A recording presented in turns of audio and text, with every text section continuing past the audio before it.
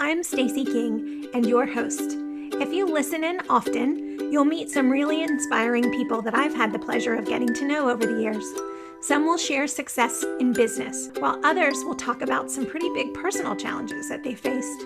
But all of them are pretty awesome, and I can't be more excited for you to meet them and hear their stories. If you're like me and life is a balancing act, then join me as we talk about this wobbly life.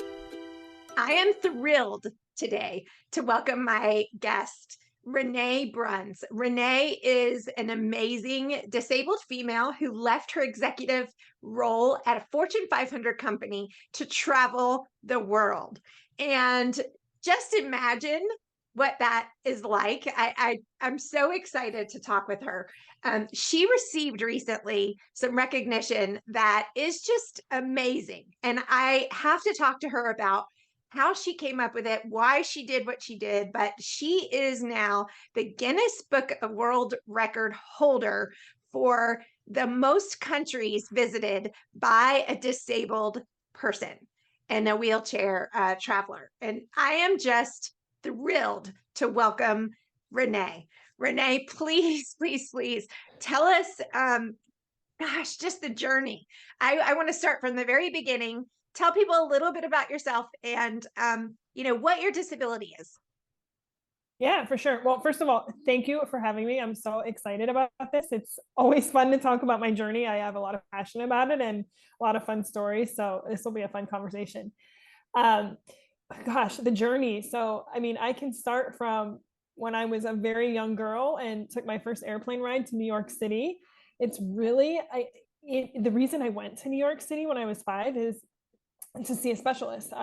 My mom did not know what disability I had, and she was, this was the 80s. There's no internet, you're looking at encyclopedias, going by word of mouth. So she had found this doctor in New York City, and we took a flight there. I grew up in a very, very small town in Ohio. So flying from Ohio to New York City were like two different worlds. And it is what I think really sparked my interest in the travel. And I hate to say this, but maybe I don't hate to say it. I think that my disability, in a weird kind of way, is what caused me to get this travel bug and to get out and see the world. I don't know that if I had been born without a disability that I would have had the guts and the courage to say, I'm going to go see more. So after I got back from New York City, I was starting kindergarten. So I'm a little girl that thinks I can do anything I want. And I tell my mom, I want to see more. I want to go to all 50 states someday. And, I think this is like the biggest dream in the world. And it is a big dream for a 5-year-old. But she, for a lot of people, very it's much a big said, dream. okay, for sure it is. Yeah, absolutely. It's a huge accomplishment. So I told her that, and she said, well, I think you should do that someday. And without me even realizing it was happening, I actually don't think she even knew it was happening, but we started planning annual vacations, usually the summertime between school breaks. And we would go to a different state every time. Now, I want to caveat that with a lot of it was getting in the minivan and driving for hours on hours to get to North Dakota or wherever we were going. And then we would stay in a tent or a camper. So, this was not luxury vacationing. But by the time I was 16, I had seen all 50 states, Hawaii and Alaska included. What an amazing mom. I just have to applaud her because, who does that? I have to admit, I've not seen all 50 states, and I would love to go see all 50 states. I've been to a lot because of business and travel and things like that. But that in itself, I'm just really impressed with your mom because, it takes commitment from a parent to help a child achieve their dream, no matter what it is, whether they're an athlete or you. And I consider you an athlete because, believe me, you have to work doing what you do. So keep going. Thank you. And you are right. I give my mom so much credit for my entire life story. She's obviously a huge piece of that, and words are not enough to thank her for that. Nonetheless, so, I'm 16. I've now been to all 50 states. And so now what? I'm going to graduate, go to college, and I want to see more. I am addicted to seeing places and experiencing new things. So I start to venture out to see different parts of the world, start in Europe, a little bit of South America. slowly over time, I start to go to all these new places, and I get in my head, I'm like, well, if I saw all 50 states, surely I can see all of the countries in the world. Now, I have Surely, not yet seen them not a all. big, not a big Surely. deal. Yeah, Yeah. no big deal. Yeah. I think when I made that goal in my mind, I was probably very ignorant, not realizing how unsafe some parts of the world can be and how challenging it is and how expensive it is, you know, all the things that go into it. But I started going to see new places. I'd drag friends or family along if they would go with me. And, you know, whoever wanted to come along, it was somebody go to Cambodia with me, somebody go to Vietnam with me, let's go to Italy, you know, and we just had a lot of fun with it. So that really is, that kind of got me up, you know, until this past year.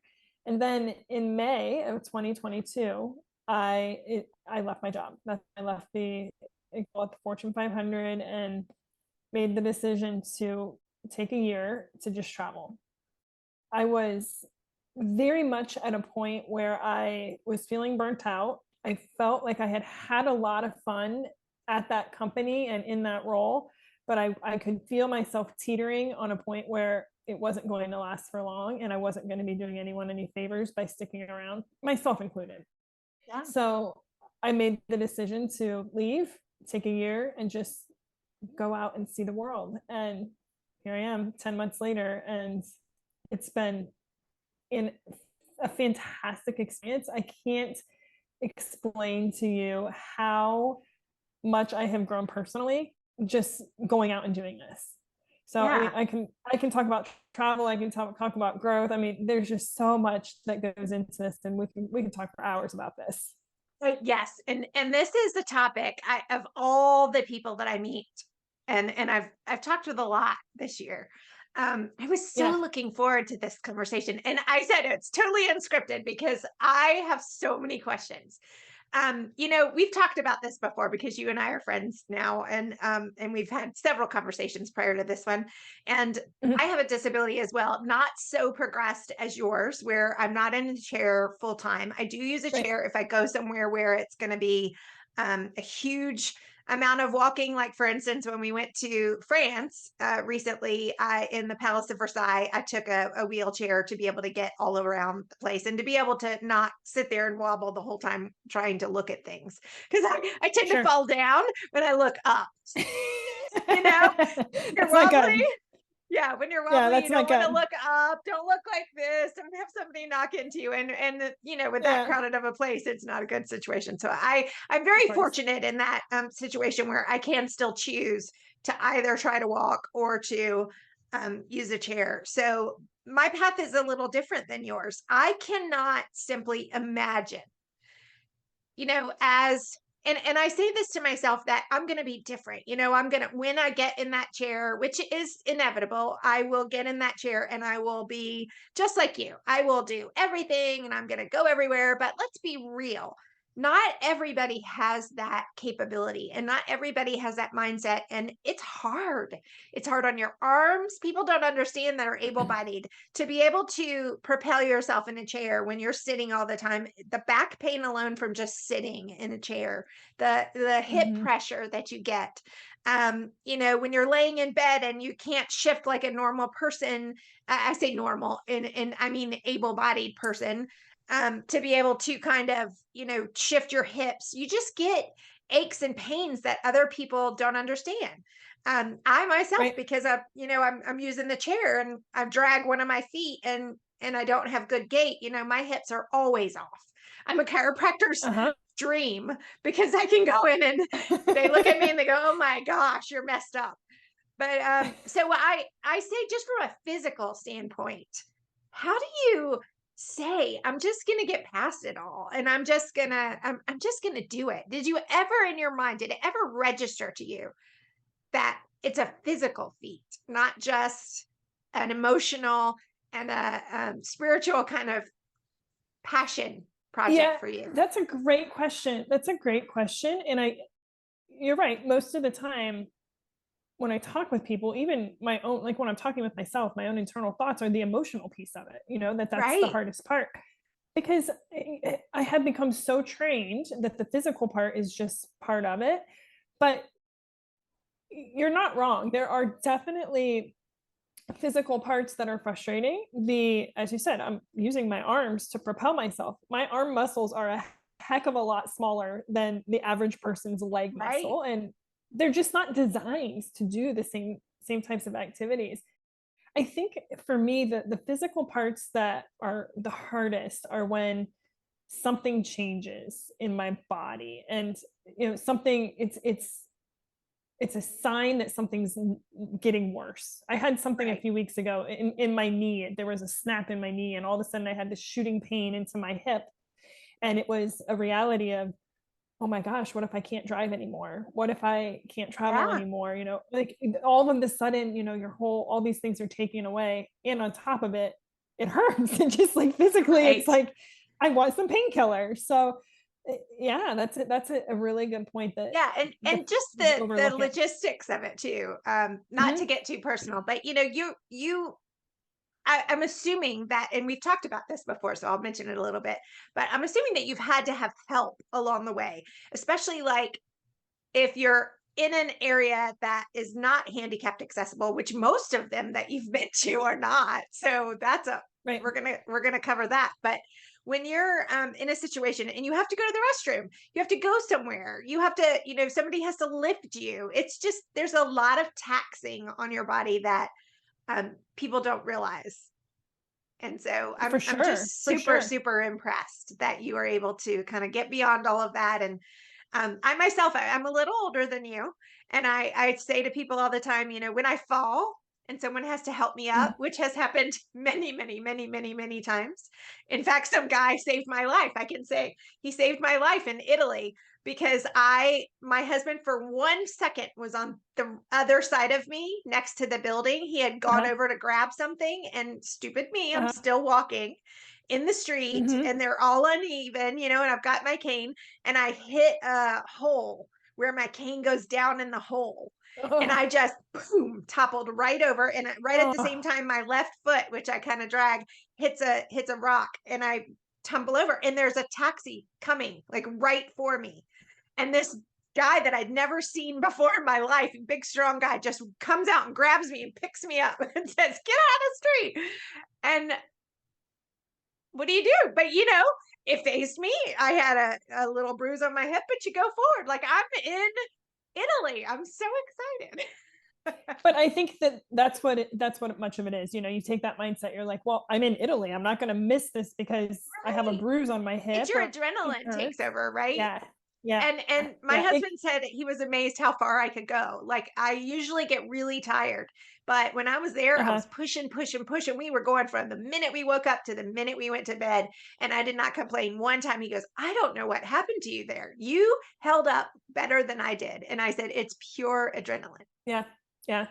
It catches up to you though, once that adrenaline wears off and you get home or, back to your hotel. And I've had those moments too, where it's like, I just need a day to lay. Yeah. Like, I'll go get some food and I just want to rest, because it is. And it's for everyone, but to your point, there's some demands that are especially unique when you're dealing with a disability. For sure. Now, tell me, how many total countries have you been to? 117. That's just amazing. And some of them, I was looking at your list. So just go through them. Do you have the list? Or I'm sure it's in your head, but I have most of them. Can you remember? Okay, so start spouting them off. Tell everybody where you've been.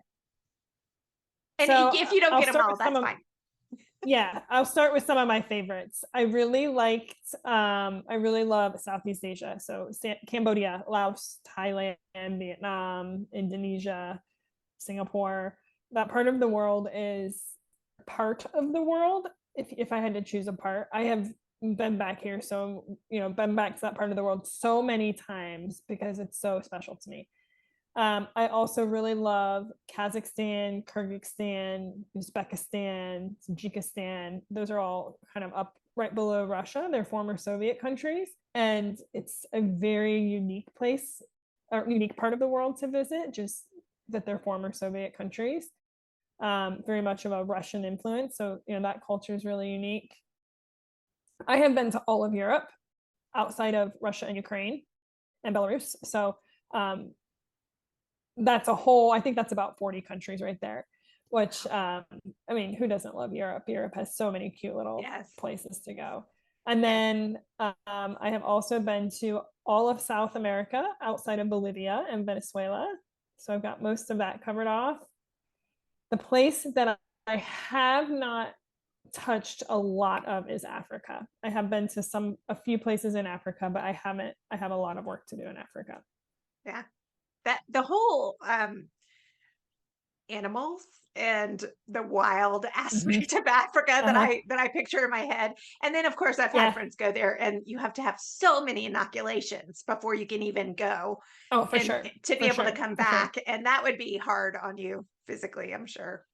I think, and you're right. I think that's a big part of the reason I've saved it for the last, if you want to call it that, is there's not only a safety risk from your health, all of the disease that is living there, but there's also a lot of safety concerns from a terrorism standpoint. And not all of Africa, but much of Africa. So there's a lot of places that are just really unsafe from a security standpoint. So you couple those two together, and it's just a lot of work. And then on top of that, this is like you're out in the wild, playing in the sand with the elephants and the giraffes. This is not a wheelchair friendly place. So your chair breaks. It's just exhausting. You can't get out of there. Like I get on VR all the time. I don't know if you have a VR set, but I love my new little VR set, and I get on and I travel on there because if I can't go, I want to at least be able to walk the streets. And somebody has been brilliant enough to go and do it before me and record it so that I can do it. But I've gone to Africa a couple of times, and I sit and I'm sitting really quiet, and huge elephants come by, or a lion comes by, or it's just amazing. And I can't imagine being you with your your view from the chair, looking up at all of that and thinking, oh, this is amazing, but this is not safe. It's and I can't run, like something comes after me, like I'm just done, I guess, I mean, you're just done. So I have a lot of work to do in Africa yet. Some of the countries that you listed, though, when you talk about safety, like South America, were you ever concerned about yourself? I mean, is there any place that you went, oh, this probably wasn't a good idea? Not that, and again, in my mind, I watch the news, I listen to information, and I'm not all up to date on some of the things going on. So, I don't want to make any references that seem like I'm just kind of, I guess, putting people in a box and saying, okay, you're like this and you're like that. You know what I'm saying? I want to be fair from a cultural perspective, but you hear things. And I've seen some things, like even when I went to Mexico, I'll just be real. When I went to Mexico recently, the whole, when police officers are standing with machine guns all around you, and they've got them at entrances of resorts, and they've got them at exits of resorts, and you're showing your ID, and you're showing your passport, and you're showing all this stuff. And even just to go to Sam's Club, I went to Sam's Club to buy my husband some food for the week because he came with me just to kind of help me with luggage and help me with, taxi and driving and all that kind of stuff. And he, we were a little shocked walking into Sam's Club and having 8 armed guards with machine guns. It does not put you at ease. I have been to many places in the world like that, and you're right. It's intimidating, and you're like, ooh, I'm going to be on my best behavior. What I would say though is, of course, every place I go, there's always a little bit of fear, because every time I go to a new place, because you just don't know, how are they going to treat me? Am I wearing the right clothes for their culture? Am I saying the right things? I'm a female and I'm disabled in many parts of the world. I have no rights whatsoever. And I can be feisty, and I've got to control that sometimes. So what I would say though is I think when you get into the heart of every place, as long as you're using your head, you're going to be safe. It's like being in New York City or Atlanta or Los Angeles. Those crimes happen too, and bad crimes happen. I have rules for myself. I'm always back to my accommodation by the time the sun sets. I never overdrink. That's smart. just little things that, just put being the smart. deadbolt on. Just being smart. Things I do at home. I don't roam around the streets of Atlanta at 3 a.m. So why would I do that somewhere else? Right. Now, how much preparation do you do? Because I know when I was going to Europe, and it was truly my bucket list trip. I said that, and my poor husband, now I'm like, oh, I have to travel bug again. I want to go somewhere else. I know you took me on this huge trip, and it cost a lot of money, and we were gone for 14 days, and we've used all of our vacation. But it never ends for me because I'm like you. That's why I was so excited about talking with you. But how much research have you had to do? Did you research the culture? Did you research, when you pick a place to stay, even, how do you do it based on the fact that you're in a chair? Or if you say, okay, well, I know somebody's coming with me, they can help me get up there. Cause you're a tiny little person. You're not hard to lift up. Yeah. But I can just imagine. Right. If I am with someone, I do a little less research on the place. If I am by myself, I try to find something that, that has a picture of a ramp, or, that it's like, okay, I saw an elevator, it's probably going to be accessible. But I would also say a lot of places you get there and there's one ramp going in, and then you don't see the 3 steps after that. And so you get there and, what do you do? Yeah. I love the people in this world that just come up to you and don't even speak the same language as you, and just like point, grab onto the front of the chair, the back of the chair, and all of a sudden I'm up. So that just it gives you faith in humanity again, doesn't it? Yes, it does. It really does. And why? These are complete strangers. Why? They get nothing out of it. And they could look at you like you're crazy and just talk about you and walk away, but they don't. Exactly. I had that experience. I went to China years ago, and in my head I had one vision of who these people were, and I just found it to be the most amazing place. And people were, and we did not speak the same language. I cannot speak any of their language whatsoever, but you start to understand what they're saying because of their facial expressions and how they react to you, or they'll motion. And I just found them to be very very kind people. They had kind eyes, and they had wonderful I guess demeanors, and their children were so sweet, and they would come up and hug you. And it was funny because it was before the Olympics happened. It was years before that. And I was there on a working visa at the time. I was doing marketing with a jewelry designer. And so we were over there on visas. And so when you walk into a country, and you've probably experienced this having gone to Asia as well, but you walk in and you're the only blonde, and there is a sea of black-haired Asian people, and you stick out like a sore thumb. And there was not a lot of travelers there because it was just a different time at that time before the Olympics kind of loosened things up to where you had more people traveling over to China. But before, it was very, very hard to get in the country. It took me months with my working visa. And people would come up to me and want me to sign things, thinking that I was somebody. And I would laugh. So I would call my husband the next day, and I was like, we got stopped in the street like 10 times yesterday, people bringing pens and paper up to me. And I just said, hey, you don't, like, it's just fun. I have taken so many selfies with people that just come up to me randomly on the street, and very much like you, it's the blonde hair, the light features. Yes, you stick out. They're just like, it's like, oh, look, I'm not Jessica Simpson, I'm not Britney Spears, but sure, you can take a picture with me.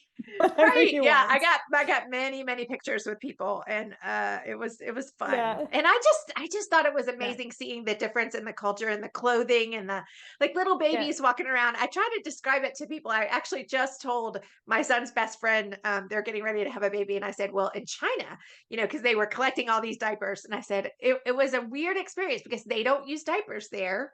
And she goes, what do you mean they don't use diapers? I said, well, for one, they think we're lazy because we let our children sit in diapers in their own stuff.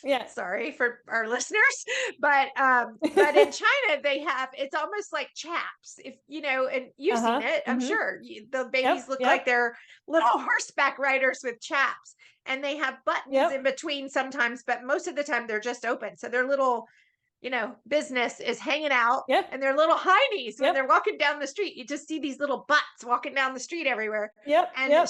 she goes, well, what happens? And I said, well, they feed them. They're smart. They know babies are going to eat on a schedule and they're going to go on a schedule. So I said, Yep. and they don't have Western toilets. So it's a hole in the ground.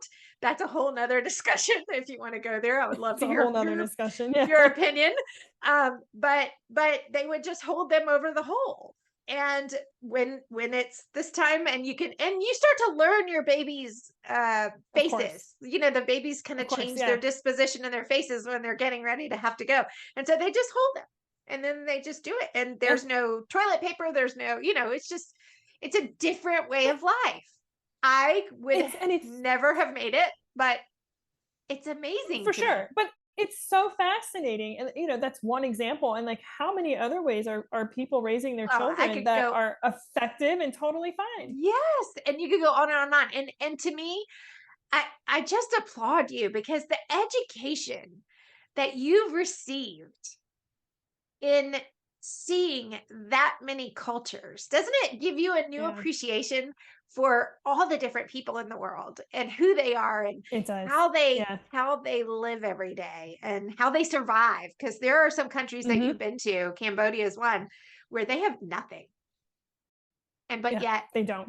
It's probably beautiful people who get up every day and do the best job that they can with what they have. And some of the most grateful. And to your point, Cambodia and many other places like that, where resources and just opportunity is so limited, but you find that the people are some of the happiest. And I go to so many of these cultures and I walk away saying, wow, I can be 100 person like 100 times over compared to that human being, because I complain about the silliest things when I put my whole life into perspective of how the majority of the world lives. And it really, you take a step back and start to say, wow, I don't need all of these things. I'm very fortunate. And at the same time, it also makes me want to like give all of my pennies to everybody that I meet along the way and bring all the little children back with me. And I can't fix the world myself, but it brings perspective for sure.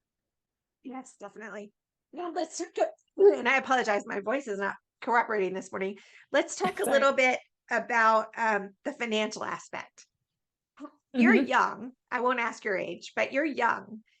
How do you get to I just remember, and I was in a different state of life probably around your age. I had a child really young and I was working, and once you get that job, and we've talked about this too, it's hard to say, okay, I'm going to take off this and I'm going to take off there and I'm going to take off there. You're scared to ask, A, and B, you just probably don't have enough vacation and you've got bills to pay and the checks have to keep coming. And so how do you get to the stage where you say, I'm just going to prioritize this? And how did you fund it? Did you have sponsors? If you don't want to answer, don't feel like you have to. I'm just interested. No, I don't mind. I don't mind. It's a great question, and one that not a lot of people ask me, and I'm actually really glad you have asked me, because there can be a perception that there can be a lot of perceptions. We'll just put it that way. It's completely self-funded. This whole past year has been completely self-funded. I saved for a long time for it. Taking a full year to just travel the entire time has been a dream of mine since, I don't know, probably late 20s or mid 20s. I'm 39, just turned 39. So for 15 years, I saved everything I could. To a point, there was one year where my mom had told me, Renee, I think you need to buy some new clothes. Like, you have holes in the bottom of your shoe and like you just don't look nice anymore. Because I was like, I don't need new clothes. Like, I just don't need new things. I wasn't like looking for the big fancy Tesla or the BMW. I was driving a Toyota Prius, and Tony drives the same car. We have one car between the two of us. So there's little things that I personally, this was a dream that I had. And so I knew I had to give up some things to be able to do that. And it's how I did it. I put all my pennies in my travel bank, if you will. And I was able to. Such a great lesson. You just teach me lessons every day. And I'm the worst at I have a house and I'm always saying, I want this and I want this and I want to fix that. And I like clothes and I like jewelry and, it's the little things and and this is a great lesson to people who may listen to this. Yeah. It's and prioritizing. It's prioritizing. And I don't think that there's a right or wrong to spend money. I don't want to make By it all come off means. that everybody needs to do it this way. Yeah. But pick one or two things that are really important to you and focus it on that. Right. But I say that you hear a lot of people, and I'm the worst, that I will say that I want this and this and this, but then I complain, gosh, so and so's on another vacation. Yeah. And social Yeah. media, I have to say I'm on it all the time because that's what I do for a living, and Yeah. in media and in marketing. But it's a hard life to watch everyone around you living these amazing lives and going to all these amazing places. And I myself, I had a lot of friends that would message me when I was in Europe on our trip and saying, oh, I'd give anything to be able to go. And I feel for them. But this is great because it goes back to just saying, if you want something bad enough, you'll do whatever it takes to get it. And it's true. And, to your point on social media, I've struggled myself with how much do I share in social media, because there can be good and bad that comes with it, and I don't want there to be a false perception of what traveling is actually like. If you look at my Instagram, for example, you won't see any of my hotel rooms because they weren't nice. I was staying in, I had a few that would be nice, but how I afforded to do it is, you have to. But I love that. I love that because I think personally, and we can talk for hours about this later. I think that the raw makes it all that better. That for you to share that, it didn't matter where I laid my head. It didn't matter how nice it was. It didn't matter that maybe other people might turn their nose up at it. I'm there. I'm living it. Exactly. I mean, how many hours do you actually spend in a room? You just sleep and shower and you're gone. I think that's great. I think that in itself is just telling people to kind of step back and evaluate. If you want to do something, you may not get to do it in the manner that other people do it, but you can do it. You just have to be different. You have to be creative. You have to be resourceful. You have to save, and you have to make really hard decisions about what's important. Yes, so, absolutely. There's a book in there for you, Miss Priss. I'm telling you, I would read it and I would keep it. I wish you so much luck with all of the things that I think are coming your way, because you're just an amazing person. Thank you. But you are too. And, I think my future is, my sabbatical is coming to an end here in a few months. And, I've got a lot of ideas, but I think all of us have some level of unlocked potential or, aspirations that are kind of lingering in there, whether it's a vacation or, starting a bike shop or, the sky's the limit. But I think we all need to take that time to really sit down and reflect and say, what do I want to get out of life and how do I do it? Yeah. So from the media perspective, did you record everything that you did, or were you in the moment? I recorded some. I struggled in the beginning with, do I want to live this through the lens of my camera, or do I want to live this? And I wanted to document some of it because there were some beautiful places that I went to and some things I wanted to share with the world and for myself too, that I haven't shared that were really meaningful to me. But I made a very conscious effort to take one or two pictures and stop. I wasn't, get me at this angle, get me at that angle, the sun, wait for the sun to rise a little bit more. It was, I'm here, I want to watch the sunrise and watch the sunrise without my camera in front of my face. So I balanced it, to answer your question, but it's a hard thing to do. I was the worst. I took pictures of everything. I videoed everything everywhere I went. And then my friends were laughing at me because I started loading up I mean, literally just photo dumping every night. I would have Yeah. Sam send me his pictures through his Uh-huh, iPhone. We would uh-huh. connect our phones, and I'm like, send it to the iCloud so that I can get your pictures and my pictures Mhm, and put them in a place that later on I'll be able to see them year mhm. after year after year. And then my Well, friends were living it through me. They were like, keep going, we want more. It was but fun. that's that, and that is so true. You start to share it with family and friends, you put it on social media, and then they feed you. We want more. That's so cool. Give us more, give us more. Right? And so it is really hard to, because you go to cool places, you see cool things, you want to share it with the Yes. world, and Yes. it's I'm it's a it's such a documenter catch though, 20. and if you come to my house, you see all down my halls are pictures. And That's awesome. in fact, I just ordered a big gallery of some of the photos from Europe, and Uh-huh. I'm getting ready to put them on my walls. And that's my Oh. thing. Everybody knows that, if your picture's on the wall, you've made it in the king house. That's fantastic. I love They all that. fight when they come over. Where's my picture? Did you take me down yet? Oh, that's great. I love that. I love that. So there was a couple of more things that I wanted to talk to you about. You're in school, I know. I myself am Mm-hmm. trying to take a course as well, and I am not doing well. It's a self-paced course, and I'm telling you, it's kicking me in the rears because I just finding the time to be in school. So I don't know how you're doing it, but tell everybody what you're doing now. So I might I went back to school for a doctorate in business, and it is a self-paced program. So very, very kind of, when you get time to work on it, if you have a bunch of time one week, you can knock out a bunch of things. If you don't have time the next week, no bad marks on your report card. So I have a lot of flight time, or I've had a lot of flight time. Hmm. I have, and that's, a good use of my time. A lot of time just sitting in airports or on trains. I also, because I do try to be back in my accommodation by the time the sun sets, in many parts of the world, the sun sets at 6, 7 p.m. So that gives me a little bit of time to just, wind down, of course, reflect on the day, do some writing, but also to work on my studies too. Wow. So, That's some yeah. discipline. And I'm struggling. I'll be honest. I'm struggling with that. I It's mean, been a long I time since I've been in school, and I had blocked time on my calendar, because I have it set up so like Tony, who is your significant other, yeah, people can just go on my calendar and just book time anytime, and of it just course. shows up on my Yeah. calendar, and I love it that way because it just makes life easier.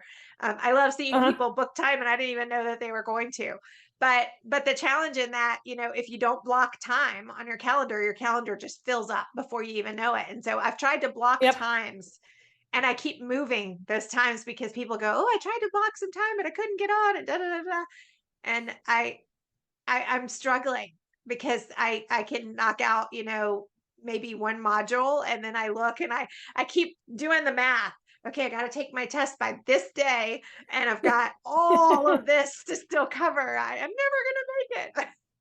So Yeah, it is hard. It's hard. I mean, I haven't been in school for 15 years, so it is hard. You have to retrain your brain to learn, and the discipline that comes with studying and learning, it's such a different skill set. I'm glad that I'm going back and reigniting those neurons in my brain, but it's right. definitely work.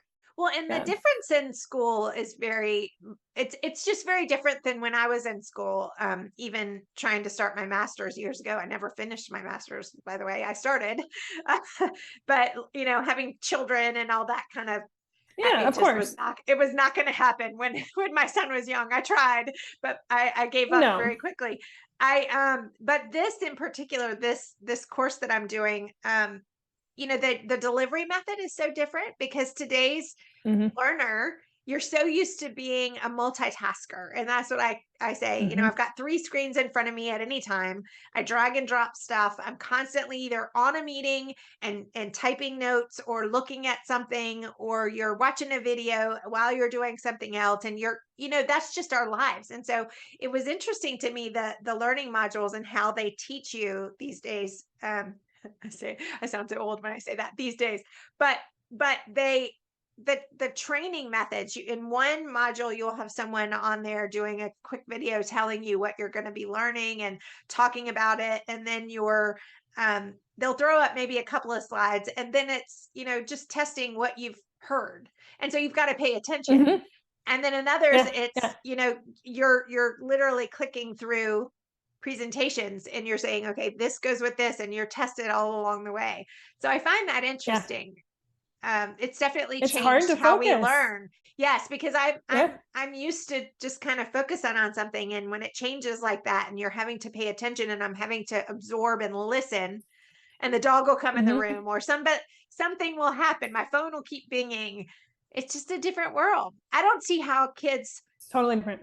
during COVID, I just cannot imagine what parents went through. I was very fortunate that my child was out of the house and, kind of on his own at that point.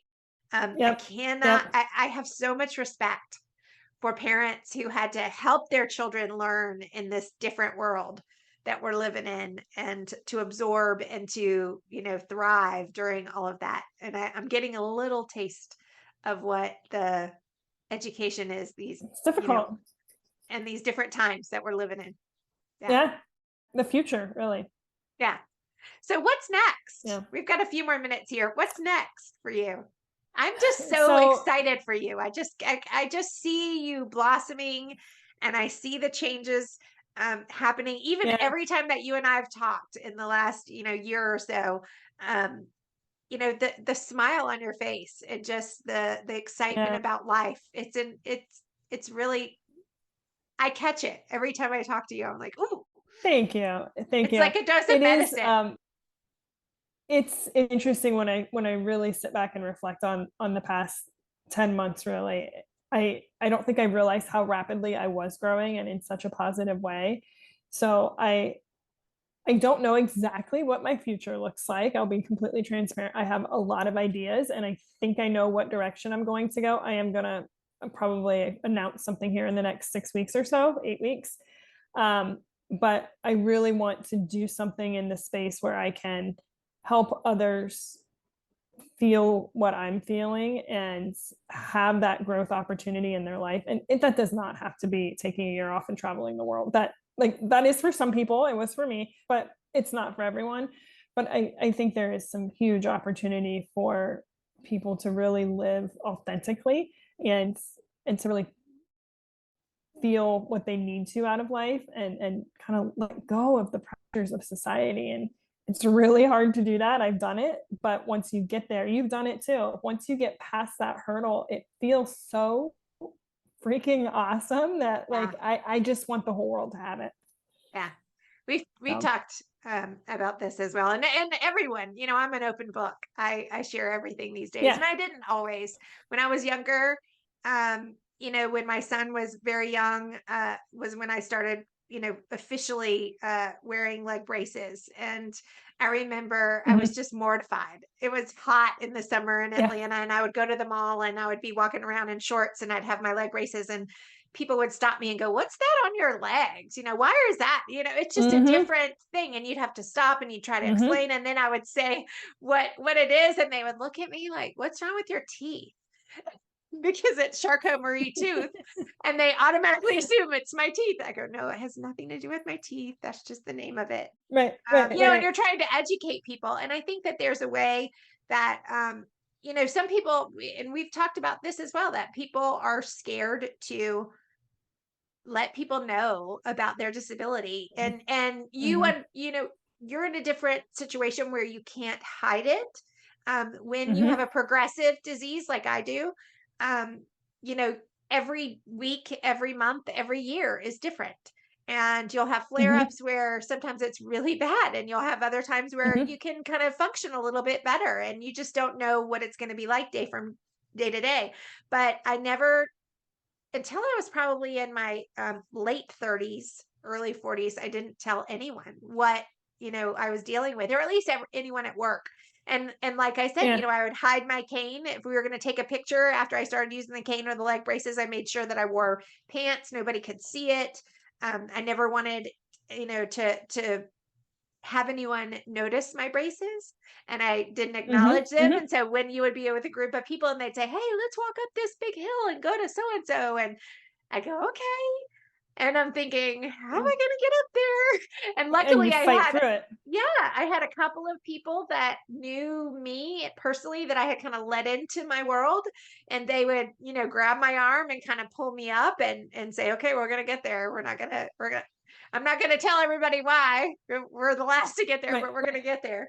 And you just kind of deal with it. But I applaud you for being the person that's trying to help other people. And I'm trying as well with this podcast and with some of the other Mm-hmm. activities that I'm doing to help people know that being different isn't always bad. Mm-mm.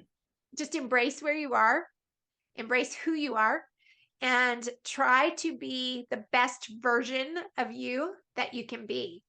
Mm-hmm. And I think it's going to be really exciting. I cannot wait to hear what's next for you.